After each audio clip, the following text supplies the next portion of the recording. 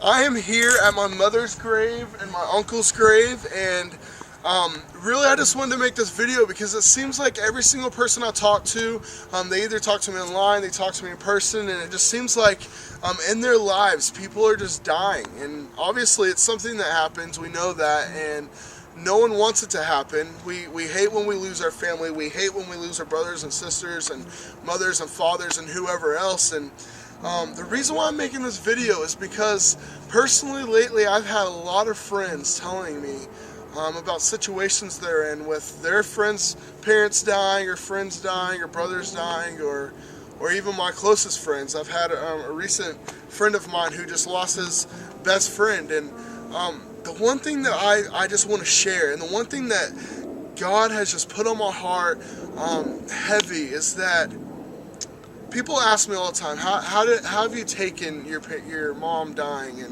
and everyone dying in your life? And really, the one thing that I could say is that if it wasn't for Jesus in my life, if it wasn't for the glimpse that he gave me, if it wasn't for everything that he has shown me, my purpose, my everything, I would be miserable. And not to say that if you're a Christian and you love Christ, that a family member dies and you may feel miserable. I'm not saying that you're not a Christian, but one thing that I've learned is, like in Ecclesiastes 1, it says, everything is vanity. This life is meaningless. And why I say that is, a lot of times I would put my hope into everything here in life. I would put my hope into my money, my hope into drugs, my hope into sex, my hope into everything. But when you just turn it around towards the gospel, and you turn your life around towards why your life is even here, and you understand it is for the glory of God, it changes the picture of everything. And that's why, you know, with my mother's death, and with my uncle's death, and my grandfather, and everyone, I've really come to the understanding that this life isn't about me, and it's not about them. It's not about the great life that we live. Since my mom has passed away, my mom died when I was 13. Since then, ever since she had died, I've met now total 33 people who their either mother or father or both of them have passed away at the age while the person was 13. And I don't think that's a coincidence. I know for a fact that that was confirmation from the Lord that my mom had died for a reason.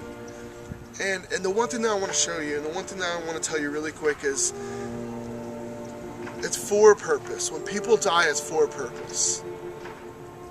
And the way I take it and the way I look at it is how beautiful and how big of a part we get to play in the biggest story that we're in right now.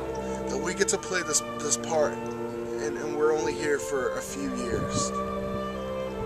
If family and friends have died in your life, I want you to look at it and say it's for the glory of God.